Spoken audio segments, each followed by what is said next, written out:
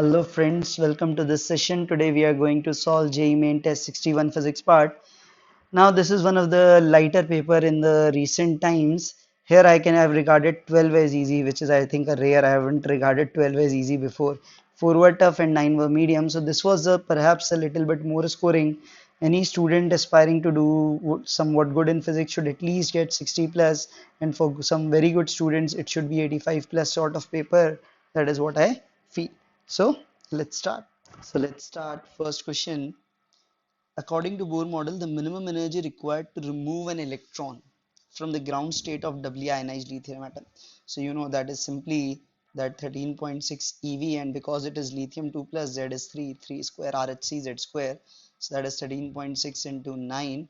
So it would be clearly 122.5. 4 would be the answer. So go for option C. That's an easy one to start. Let's see what's ahead. Second. Two blocks of same masses are released on two sides of a fixed wedge C as shown in the figure. Find the acceleration of the CM of the two blocks. Okay, so both are released, so I can directly say its acceleration will be it will be this, and because angle is same, both is same, let's say A and A. So the acceleration magnitude you can say is G sine 45, that you all know is G by root 2. Now, if I look at the direction of the two vectors, clearly I can make out this angle is 90 degree. So as per our definition, MACM would be mass of A into acceleration of A plus mass of B into acceleration of B upon MA plus MB. That is the formula I learned. Now both masses are same, so MM get cancelled. It is simply acceleration of A plus acceleration of B divided by 2. So if I have to check the magnitude, this magnitude would be this. That is half times the magnitude of their sum. Now these two vectors are same, plus the resultant will be definitely along midpoint, along the midway, you know, and because both are at 90 degree, the resultant magnitude would be root 2a. So root 2a means that is 1 by root 2 into a was G by root 2, so it comes out as G by 2, and you can clearly see it is downwards, so you'll go for G by 2 downwards. This is a question you might have done in your practice sometime. Now the next one, let's see third one.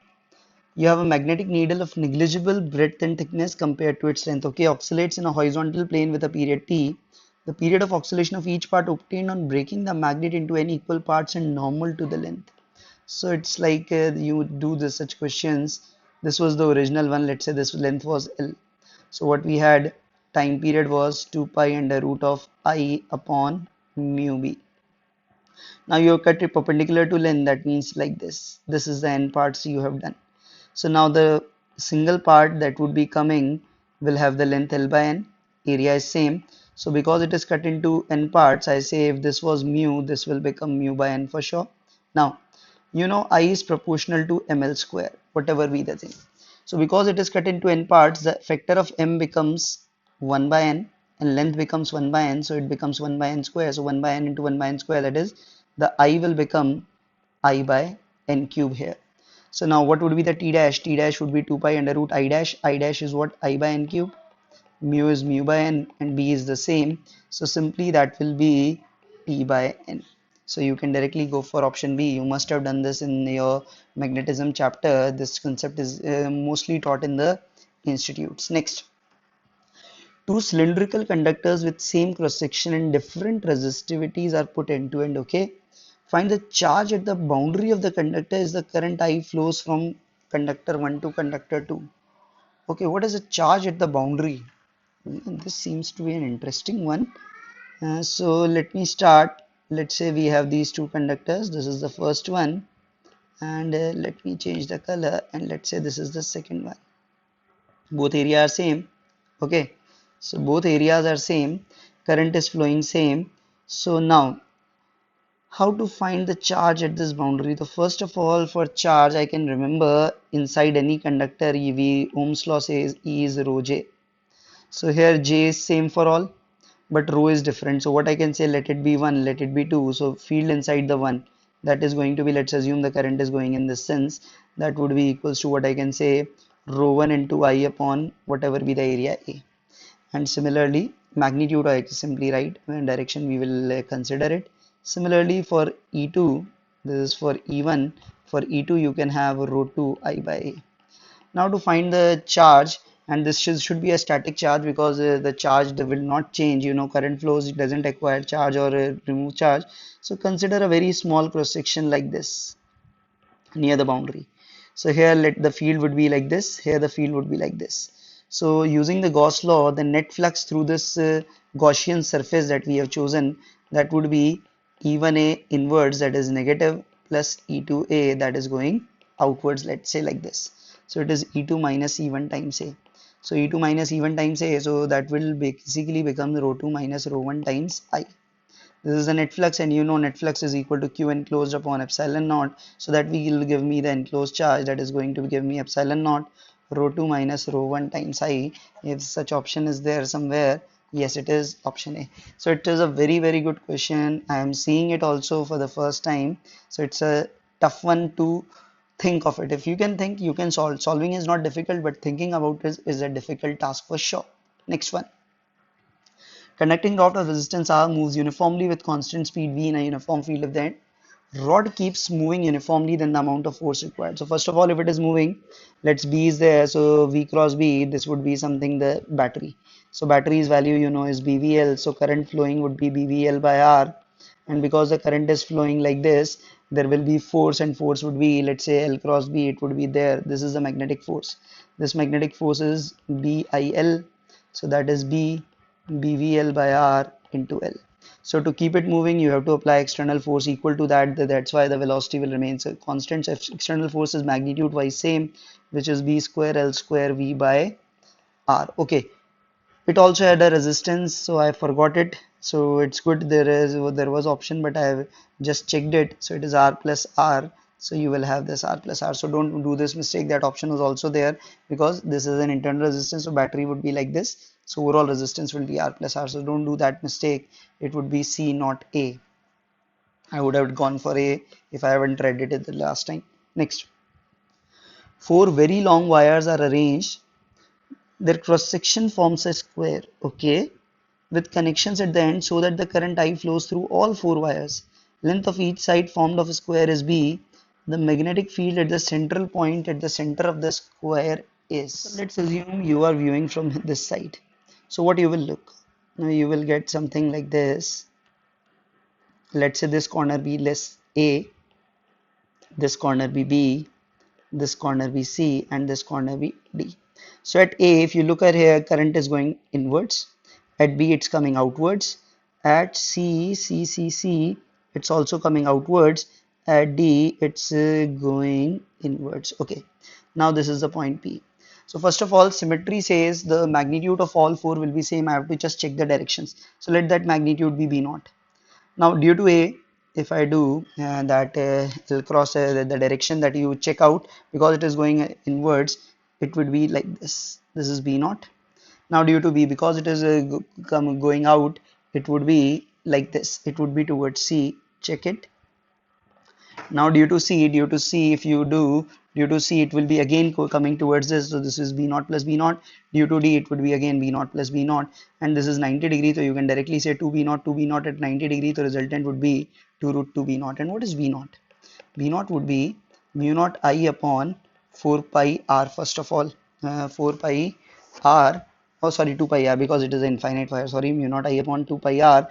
And what is R? R is the semi-diagonal. Semi-diagonal would be B by root 2. So now what we have, this 2 to 2 get cancelled. This is 2 mu naught I by pi b. That is what I am getting. So go for option B. That is the most appropriate. After sixth, let's go for seventh one. We have a superconducting loop, okay, of the radius r has self-inductance L. A uniform and constant magnetic field B is applied perpendicular to the plane of the loop. Initially current in the loop is 0. Okay, so what we have, initially current in the loop is 0. The loop is rotated by 180 degree. The current in the loop after the rotation is.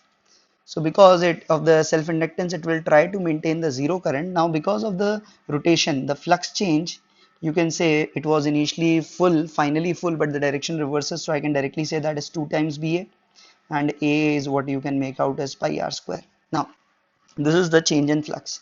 Now to maintain the zero current, the induced effect that it should have, it should counter that change. So to counter that change, what we have, that L into I, the current that will flow to counter that flux, that should be equal to this flux change, and this flux change is what you have, 2 pi br square. So the I would be 2 pi by br square by L to counter that. So go for option C. To counter that, it should be to maintain the zero flux, or you can say the zero current condition, the zero flux condition, sorry, not zero current. To have that zero flux condition, because magnetic flux change is opposed, it will have this much current flowing through this. Again, it's not that easy to think.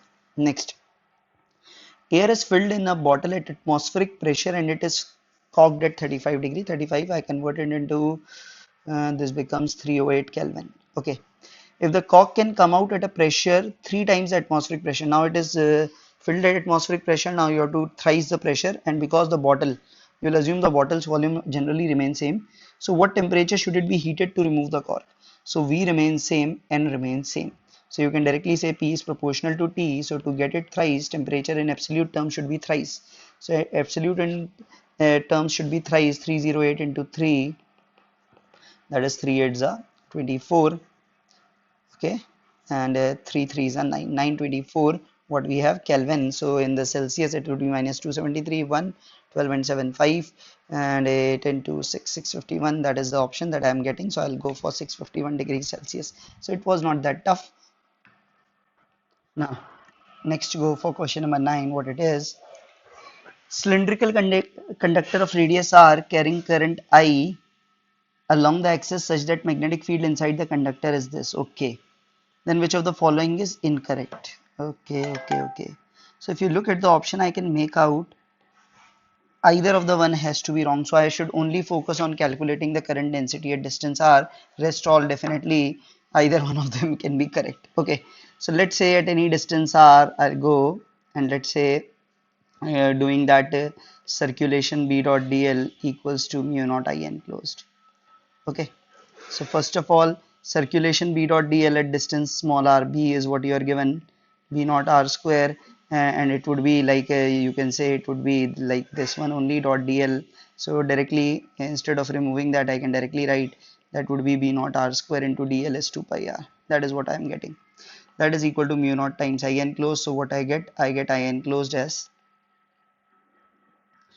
2 pi b naught r cube. Now, what is this I enclosed? This should be j into, let's say, go at any distance x and take a small this ring type element of dx. It would be like this, x and then dx. So what we have this area as j into area. Area is 2 pi x dx. So j into 2 pi x dx from 0 to r, that is 2 pi b naught r cube. That is what I am getting.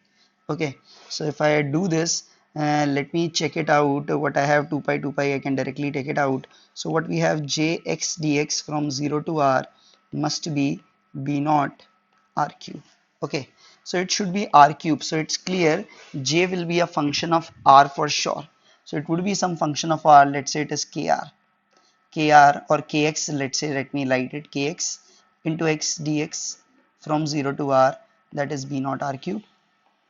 So what I am getting now, what I am getting, k x cube by 3 from 0 to r equals to b naught r cube. So that value of k r cube is equal to 3 b naught r cube. So this value of k comes out as 3 b naught. So the value of k comes out as 3 b naught. So therefore what I can write, j is k was 3 b naught, and what we had somewhere I have missed that mu. Yes, I have missed that mu. It should be mu naught there. So that why answer was not matching. So it would be upon mu naught. So upon mu naught. So upon mu naught. So 3b naught upon mu naught, and what we had, x, that is r here. So which option is correct?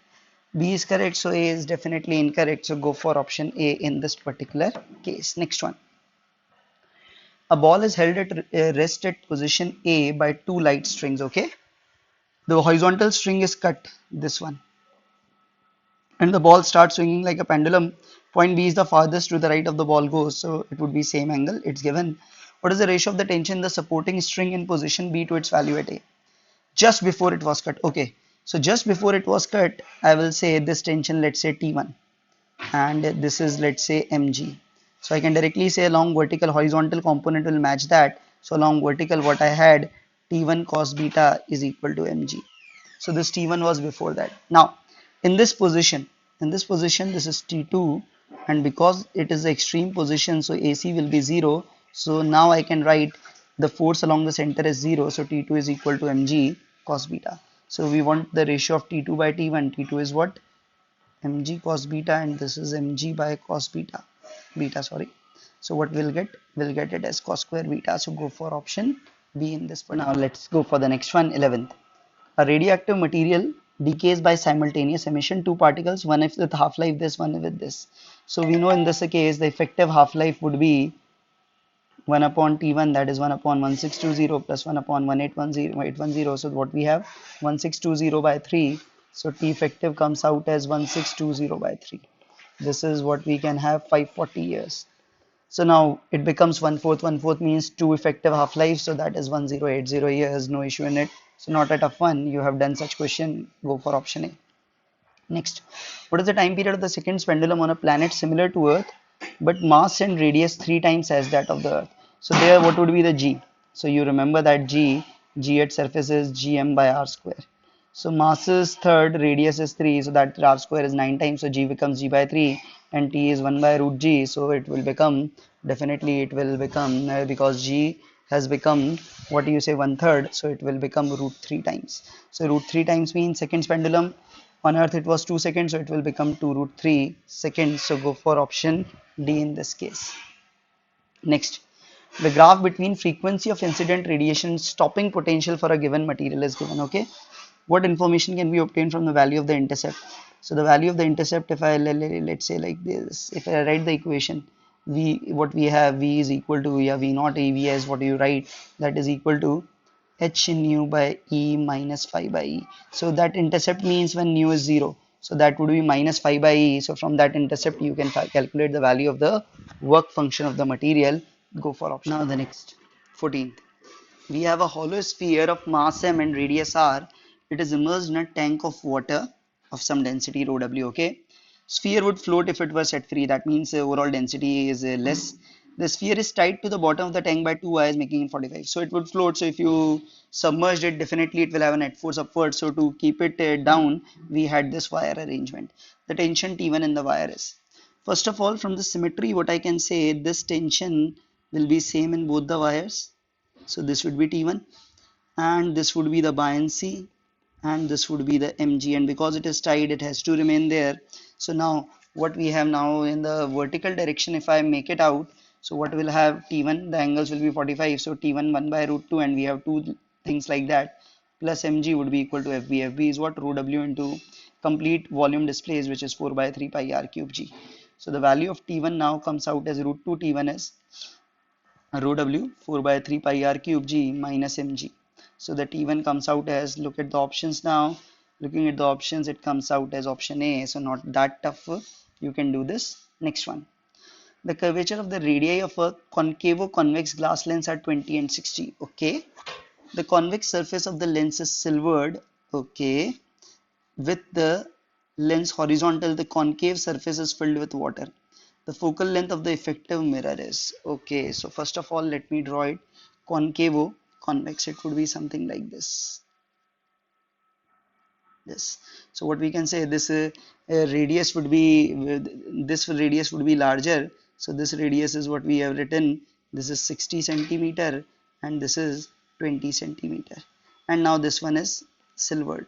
Okay, and the horizontal, the concave surface is filled with water like this. What is the effective mirror? So what we have now, we have this lens 1, we have this lens 2, and we have this mirror. So we have that formula, 1 upon f equivalent is 1 upon f of mirror minus 2 upon 1 by f1 plus 1 by f2. That is what we am going to use. Now my role is to calculate all these things. So we will calculate everything with respect to air. So first of all, for this mirror, the focal length of the mirror is going to be, what we can say is r by 2. So 20 by 2, that is going to be, what you can say is 10, and this is minus 10 centimeter as per our convention. Now what is f1? So for 1 by f1, what I will have, in minus 1, which is 3 by 2 minus 1 into 1 by r1, that I can write as minus 1 by 2 minus 1 by 60. That is what I can write like this. So it is minus 1 by 20, sorry, I should have written, okay, minus 1 by 20 minus 1 by 60, it would be, because it would be positive, it would, for better it would be for me is minus 1 by 60 minus minus, it would be plus 1 by 20, that is F2, sorry, that is what I have written. So F2 comes out as 1 by 2, 1 by 20 minus 1 by 60, 60, that is 2 by 60, so F2 is 60 centimeters. Now similarly this F1, the water one, that would be 4 by 3 minus 1, 1 upon infinity minus 1 upon minus 60. So what we have? We have 1 by 3 into 1 by 60. So F1 is coming, this is 1 by F1, sorry. So F1 comes out as 180. So put it 1 upon F1, 1 upon minus 10. Minus 2, 1 by F1 is 1 by 60 plus 1 by 180. So take the LCM. Don't get confused, yes.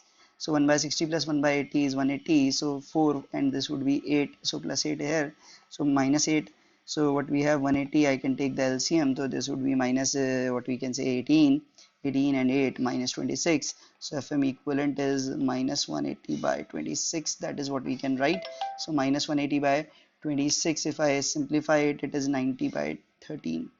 So it is minus 90 by 13. We go for magnitude only, go for option A in this particular case. Next one. Right triangular plate ABC of mass M free to rotate in the vertical plane about a fixed horizontal axis through A. Okay, so this would be the axis like this. It is supported by a string such that the side AB is horizontal. The reaction at the support A is okay. So this would be the tension. So let me have this x-axis and let me have this y-axis. Let it be origin. So it is 0 comma 0, this is 0 comma L, this is L comma 0. So if I find its CM coordinate, so XCM would be this M is 0 plus 0 plus L by 3, and similarly YCM is also L by 3. So L by 3, L by 3, so mg acts like this. So the torque of the mg about this axis would be mg into L by 3, and this would be balanced by torque of T, and T is perpendicular distance is L. So this is first rotational equilibrium torque balance that I have written. So T comes out to be mg by 3. This is the first thing. Now the reaction. So what we have, T is mg by 3. So this force is mg, that is mg by 3. So we have a shortfall of 2 mg by 3. So that support force will be 2 mg by 3 upwards, no force along horizontal. So go for 2 mg by 3 for this particular case. So it's a good question. Next, a ratio transmitter operates at a frequency, radio होना चाहिए, it should be radio, it should be radio. A radio transmitter operates at a frequency 8 kilohertz and a power of 10 kilowatt. The number of photons emitted per second. So what is the number of photons emitted per second? First of all, what we have, power. Power is energy per unit time. 10 kilowatt is 10 into 10 to the power 3 joule per second. Let's say n is the number of photon and each energy of photon is h nu. So number would be 10 into 10 to the power 3, energy of 1 6.63 into 10 to the power minus 34, and nu is 880 kilo. Kilo means 10 to the power 3. So let it cancel it out. So what we have, this 0 0 get cancelled. So we have 10 to the power 34 upon 88 into 6.63. So if I do this, let's say keep 1000 there, 10 to the power 31, and this is 88 into, you can write it as approx 20 by 3 for simplified calculation if you want, or if you don't want, don't do this. So approximately 88 into 6. So 96 are 540, so 540 600 something. So it would be 1 point something into 10 to the power 31. Going by the order, go for option A. No need to solve further because the orders are very different. A refrigerator absorbs 2000 calorie of heat from ice trays. If the coefficient of performance is 4, then the work done is okay. So 4 is what you can say QC by W. So what we have, this is 2000 calorie. So W, that is 4. So W is 2000 calorie into 4.2 joules upon 4. So it would be slightly greater than 2000, not much greater. So it would be 2100 joules for sure. Next. In YDSE experiment, the two slits 0.12 mm apart are illuminated by a monochromatic light of wavelength 420 nanometer. If the screen is this meter away, then the distance of the second bright fringe, so Y2, you can directly write 2 lambda d by d. You all know this formulae. So 2 lambda is 420 nano, d is 1, and chota d is 0.12 into 10 to the power minus 3. So now what we have, this is 84, 10 to the power minus 8, 10 to the power minus 5 upon 0.12. This is 70, I can say. Not 70, sorry. 12 sevens are 84. It is 700 for this, you can say. This is 700 for this, you can write. So it is 7 into 10 to the power minus 3. So 7 mm. Go for option A. Now 20th. Two uniform wires of the same material. Okay, uniform wires of the same material vibrating under same tension. The first overtone of the first is equal to the second overtone of the second, and radius of the first wire is twice the radius of the second, then the ratio of the length of the first to the second. So first of all, let me have for the first wire, first overtone, that is F2. F2 would be 2 V. V is what? Root T by rho A. That should I write? Rho A upon what I have? L. So write it as A1 L1. Rest are same. And that is the second overtone, that is F3. F3 of the second wire would be 3V. V is T upon rho A2. I can write upon L2, and both are equal. So it means what I can say, 2 upon root A1 L1 equals to 3 upon root A2 into L2. So you have to find the ratio of the length. So L1 by L2 is 2 by 3 into root of A2 by A1. And area you know is proportional to R square. So I can write it as 2 by 3 into R2 by R1. And what is R2 R1 you are given? The radius of the first is twice. So this is 1 by 2. So it comes out as 1 by 3. Go for option A in this particular case. So we are done with the multiple correct option. Now go for the numerical answer types. Particle of 10 gram move in a circle of the radius this with constant tangential acceleration. Okay, constant tangential acceleration is a very misleading term. It should be constant magnitude of tangential acceleration, I feel. What is the magnitude of this acceleration? The kinetic energy becomes equal to 8 into 10 to the power minus 4 joule by the end of the second revolution after the beginning of the motion. Okay. So let it be 80. Now 2 revolution means if I convert it into a straight line motion, this distance for 2 revolution becomes 4 pi r. So what we have, initial speed 0, we have to find the final speed, and this is 80, and what we have, this is s. So 80 and s is what we have, 4 pi r. So applying what equation? Third equation, you know, v square would be u square plus 2as, so 280 into 4 pi r. Okay, so better write it as 880 pi r. R is what? 1 by pi centimeter, that is into 10 to the power minus 2. So this goes, this is 8 into 10 to the power minus 280.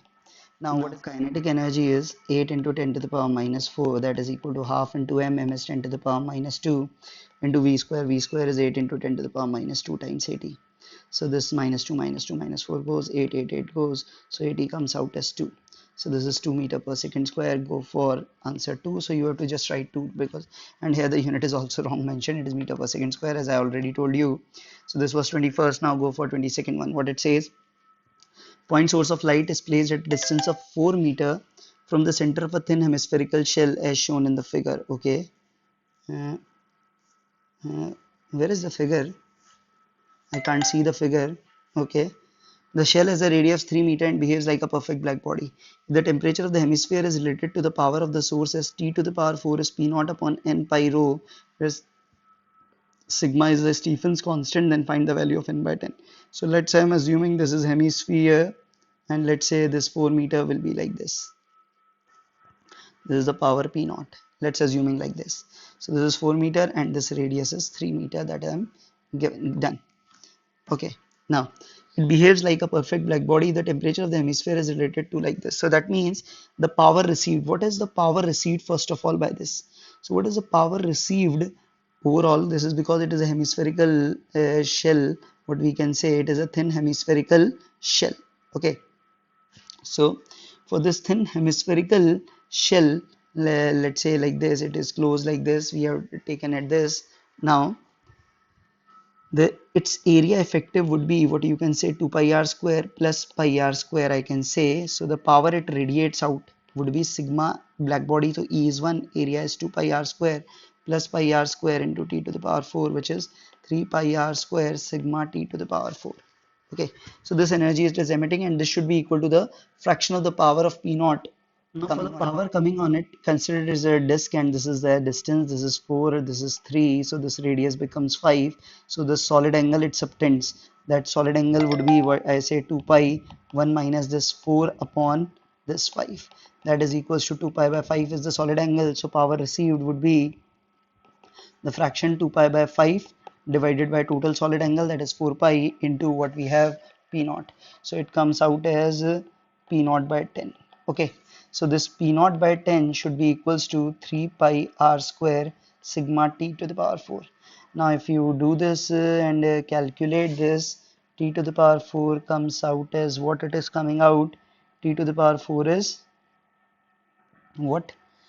P naught upon 30 pi r square sigma. Okay, r square is yes, r square is also coming in p n sigma. Okay, so that r square is also coming in. So r square, r is what? 3. So if I put that r square as 3, so that is 9, that is p naught upon and 9, that would be 270 pi sigma. That is what I'm getting. Now n by 10 comes out as 27. One thing I want to say, I have done this 3 pi r square because they have done it, but I don't agree to it. For me, the shell simply means this. So it should be 2 pi r square. So we should do with this. And if I will do with this 2, so here it will become 20, and 20 into 9 will become 180. So that will be 18. So answer will differ in that case. So as per me, it should not be 27, it should be 18, though I am going by the way they have done.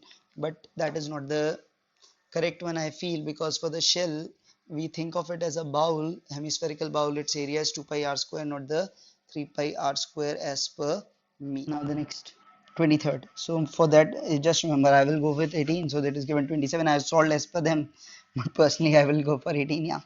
A particle A is projected from the ground with an initial velocity at an angle 60. From what height directly above the point of projection of the particle A should another particle be projected horizontally with velocity 5 meter per second? So both the velocities collide right before strike the ground. Okay. So the particle is projected from the ground with an initial velocity of 10 at an angle 60 degree. From what height? Directly above the point of projection. So it will go like this. And from here we are with a speed 5 meter per second, and we want it to be like this, they just collide. So what we have to do, the range of the first one, what we write as u square sine 2 theta by g, that should be equals to this distance, which we generally write as v into root 2 h by g, from the projectile thrown horizontally, the time it will take to fall h height, root 2 h by g, and something like that. So what we have, u square, that is 100, sine of 120, sine of 120 is root 3 by 2. You all know g is 10, and v is given as 5. So root 2 h by 10, we can go for this. So this is 0, 0, 2 and 10, 5, 5 goes. So root 3 is equal to root of 2h by 10. So compare. So 2h comes out as 30. So h comes out as 15 meter. So that is what I should go for. As per me, the answer is 15. Yes, it is 15. Now the next one. A particle moves along a straight line with a variable acceleration given in the AS curve. Okay, acceleration time not given, is acceleration displacement. Determine the velocity of the particle after it has traveled a distance of 30 meter. Okay, so this is the area, this is integration ADS. So what I can write, A is equal to V dV by ds, you all know. So ADS, if I integrate, it is V dV integration. So this is from 0 to 30, and this is from U to V. This is the area is given, half into 30, you can calculate.